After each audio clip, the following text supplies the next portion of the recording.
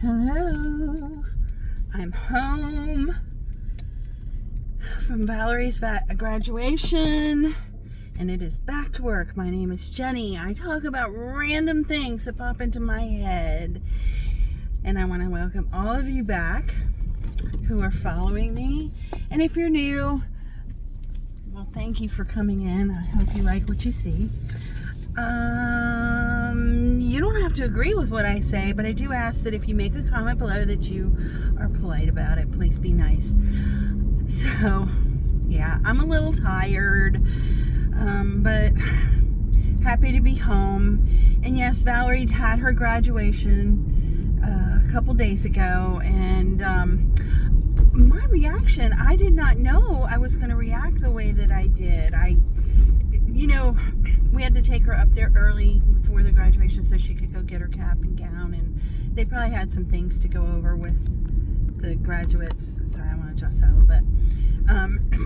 Before the ceremony, and so she had gone back where she was supposed to be, and we were kind of waiting in the lobby before they let us in, and she came out to give me her purse so I could hold it for her. She had her cap and gown on, and I got weepy. I didn't know I was going to react that way. I'm so proud of her. I'm really, really proud of her. And this was such a special trip, because not just for her, but also for her grandmother. I'm going to tell you about her in a second. But Valerie, first of all, she did the achievement, and we went through the ceremony itself and had some special recognition so that, we can honor her and let her know that we're proud of her and that she's capable of doing more than just this. Like, yes, she made this achievement. And so next week, she starts her prerequisites, and she's going to go to school for radiology. She wants to go into radiology. And while I was there, we were talking about her aunt, who did the same thing. She dropped out when she was 16 and had to go back and get her GED. And long story short, she is now a doctor of, and she's a doctor of public health. Public health. She's got her doctorate in public health. And her aunt, now she goes all over the world. She speaks in different countries about different things that pertain to her field. And she's also a professor at Salisbury University in Maryland. And she does a lot of things, and she worked really hard too. She, was a young mother when she was going to school. She had a lot on her plate too, but she did manage to get her doctorate and do what she wanted to do. And it was, she made changes in what she wanted to do over time. She originally wanted to teach PE, and eventually this is what she did. So there's no reason why Valerie can't do the same thing. She'll just have to get her feet wet and find out what she wants to do. But I want to talk about her grandmother too now. So, okay, this is actually, I call her my mother-in-law. I'm not married to Valerie's father anymore. I haven't been for a very long time. But I do love his mother, my mother. I call her my mother-in-law, and I love her. We've remained friends all these years. And as a matter of fact, before I moved to Georgia and started my cleaning company, I stopped at her house, and she was the first quote person that paid me officially as Miss Jenny's cleaning service. And I used her house for my initial pictures for my advertising. I did. And that was the last time I saw her. So she was in her 70s then. She's in her 80s now. And it's been 10 years. So she's having some mobility issues. She can walk, but she needs to use a cane, and you got to go slow. And she's a little unsteady. Like stairs are hard for her. And she could fall. So we had to, make sure that she was okay.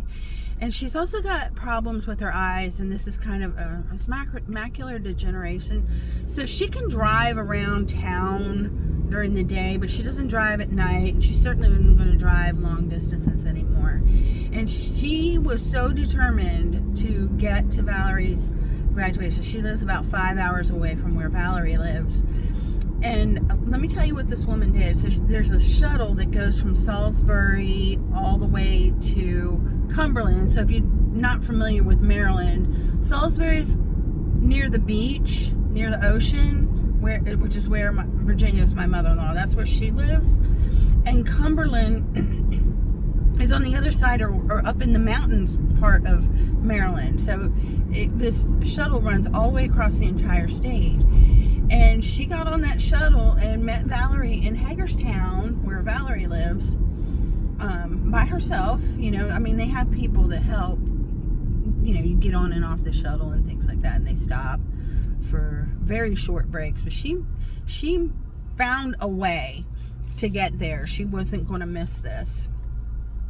And I bring it up because, you know, when we get to that point in our life, and I'm, you know, not that far away from it, only, you know, 20-ish years maybe. One generation. I could be in the same boat by the time I'm her age. But, you know, if I even make it to 86, God bless her, she's 86 years old. She, you know, she has people that help her with her grocery shopping, and she has a cleaning lady and somebody that does the yard work and all these different things. But a lot of times people, when they get to that point in their life, I think they give up and they stop doing things completely. I'm going to say completely. And they just are kind of waiting to die. And Virginia's not doing that. She is still living every minute of her life to the best of her ability. And I thought about it when I came home. You know, I was on my way from Valerie's to the airport, actually. I had to drive. I had a car. And just how determined this woman was to go and honor her granddaughter. And she also got to see her 2 sons and a couple of her grandchildren while she was there, and spend time with me, of course. And you know, she's not going to let things slip away if she can find a way to be a part of the, you know, living her life. And she's contributed to this too. You know, she was Valerie's grandmother. We spent a lot of time together, and of course Robert's mother. So, you know, that whole generation there. And it was just very important for her to support Valerie and let her know that whatever mistakes she made when she was a child, it can always, you can always overcome it. And when we get older, Virginia didn't make a mistake. She's just getting old, you know. We need to take those days as something special too when things come along, and still be a part of the living as best as we can. And Robert was kind of fussing with her a little bit. He didn't want her to take this trip by herself, you know, but she was very determined. She said, I'm gonna be there. And she was. And of course, you know, we had to drop her off, you know, wherever we were. We went out to eat and different things.